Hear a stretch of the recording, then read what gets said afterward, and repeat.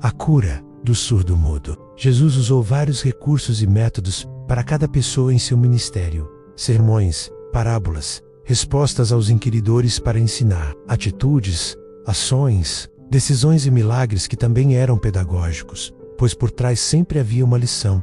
O que João dizia que eram sinais. Este milagre só o Evangelho de Marcos cita, mostrando a compaixão de Jesus. No verso 31 do capítulo 7 de Marcos, a Bíblia diz que ele passou por Decápolis. Se voltarmos ao capítulo 5, vemos que ele vai àquela cidade, a um cemitério, e liberta o endemoniado que tinha 6.000 demônios, e os habitantes, amando mais os porcos, o expulsaram. Esse liberto quer ir com ele, mas Jesus manda que volte para a família e conte o que houve, tornando-o um missionário, o que sempre fazia. E apesar de expulso, Jesus volta àquela cidade de novo para levar a mensagem da salvação àquele povo com benevolência, dando uma nova oportunidade àquelas pessoas, como faz conosco, porque ele não desiste e não abre mão da sua vida. No verso 32, vemos que os que levaram o surdo suplica pela cura, pois creem que ele tem poder de curar, dar voz ao mudo, audição ao surdo. Deviam já ter ouvido falar sobre seu poder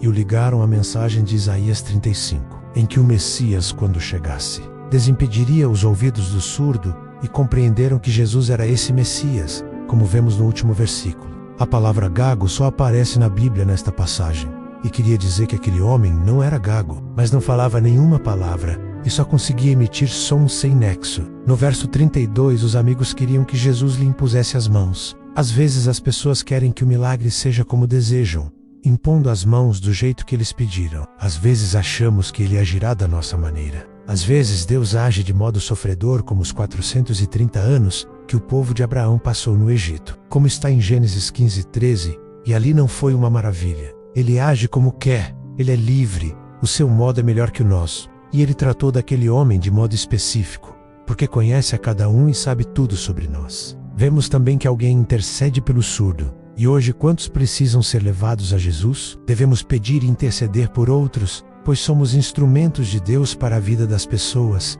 Jesus, ele não fez como eles pediram. Ele fez do jeito dele. No verso 33, vemos que Jesus primeiro chamou o surdo à parte, talvez para que ele ficasse mais à vontade, dando atenção só a ele, querendo dizer: vou cuidar de você, estou aqui por você. Depois colocou os dedos no ouvido, um ritual para criar contato com os sentidos dele.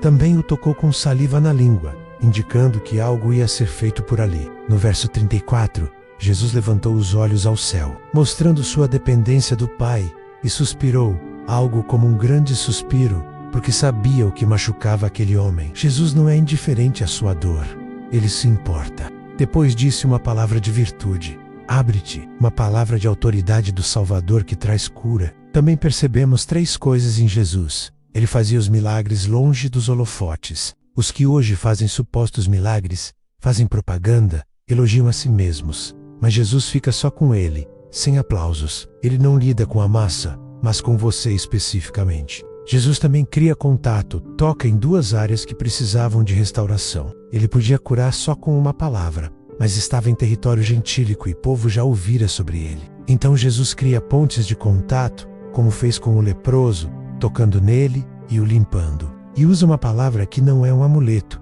mas da sua própria língua, pois ele é poderoso e pode abrir seus ouvidos espirituais, fazer estéreis engravidarem, abrir prisões de vícios e abrir as escrituras para tirar a venda dos olhos. O poder não está na palavra, mas em quem a profere. No verso 35 vemos que o milagre aconteceu imediatamente. Jesus cura na hora e não devagar. No mesmo momento, o mudo passou a falar desembaraçadamente, fluidamente. No verso 36, Jesus proíbe publicidade, ordenou que a ninguém falasse nada, mas o povo divulgava seus feitos. No contexto, isso aconteceu nos dias que antecederam a festa da Páscoa, onde seria entregue e morto, e não queria que o dia fosse antecipado, quando só assim entenderiam sua missão. Então provaria que veio como cordeiro para morrer, e lá, na cruz, decretar nossa libertação e salvação pelo seu sangue. Não queria confundir o povo com sua real missão. Existem alguns tipos de surdez: a congênita, em que a pessoa já nasce com ela;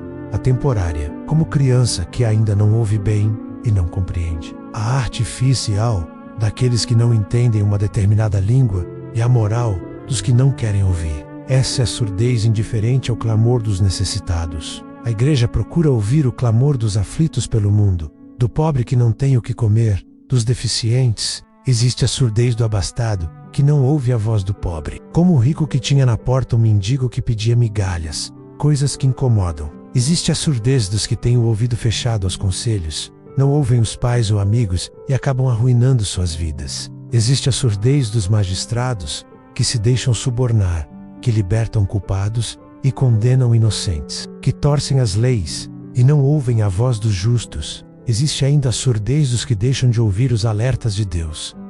Se ouvires, não endureçais o coração, pois Deus fala e muitos não escutam. Existe também a mudez que não fala o que sente e mantém os lábios cerrados por conveniência. Mudos que ficam em silêncio para viver na comodidade, sem querer sair de sua zona de conforto. Mudos que não oram, nem adoram, só sabem murmurar e não agradecem. Mudos que deixam de levar o evangelho e que veem pessoas indo para a perdição e nada falam. O mundo hoje é mais infeliz pela mudez dos cristãos do que pela loquacidade dos incrédulos. No verso 37, as pessoas se admiraram com os milagres, com a transformação. Muitos não o aceitaram e chamaram Jesus de Belzebu, beberrão e comilão, e não viram sua beleza. Viram as coisas que fazia, mas não quem era. Admiramos o nosso Senhor Jesus pelo que Ele é. Deus, na sua criação, disse que tudo era bom, mas na sua obra-prima, que deixa para o final, o homem e a mulher, disse que tudo era muito bom.